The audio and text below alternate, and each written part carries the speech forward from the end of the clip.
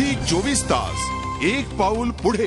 बुलेटिनची सुरुवात करूया एका महत्त्वपूर्ण बातमीनं। देशातल्या सर्व खासगी शाळांमध्ये गरीब विद्यार्थ्यांसाठी 25% आरक्षण लागू करण्याचा महत्त्वपूर्ण निर्णय सुप्रीम कोर्टाने दिला आहे। या निर्णयाची आजपासूनच अंमलबजावणी करण्याचे आदेश देखील देण्यात आले आहेत। नव्या शिक्षण हक्क कायद्यात समाजातल्या आर्थिकदृष्ट्या दुर्बल विद्यार्थ्यांसाठी ही तरतूद करण्यात आली होती। मात्र या तरतुदीला खासगी शाळा हक्क कायद्याअंतर्गत आव्हान देण्यात आलं होतं। त्यावर निर्णय देताना सुप्रीम कोर्टाने शिक्षण हक्क कायद्यातील तरतूद योग्य ठरवत देशातल्या सर्व खासगी शाळांमध्ये गरीब विद्यार्थ्यांसाठी 25% जागा राखीव ठेवण्याचा निर्णय दिला आहे। देशातले लाखो पालक गेल्या 8 महिन्यांपासून या सुप्रीम कोर्टाच्या निर्णयाच्या प्रतीक्षेत होते।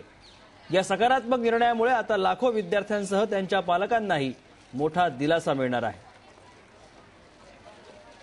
आज का जो सुप्रीम कोर्ट का जजमेंट है ये बहुत ही ऐतिहासिक जजमेंट है और सुप्रीम कोर्ट ने जो राइट टू एजुकेशन एक्ट के प्रोविजंस हैं उनको कॉन्स्टिट्यूशनली वैलिड डिक्लेयर कर दिया है।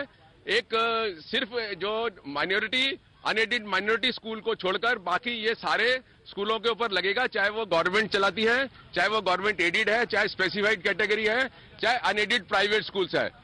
और जो डाइसेंटिंग जजमेंट है उसमें डॉक्टर राधाकृष्णन ने ये कहा है कि ये जो राइट टू एजुकेशन एक्ट है ये जो अनएडेड प्राइवेट स्कूल्स है उसके ऊपर नहीं अप्लाई करेगा।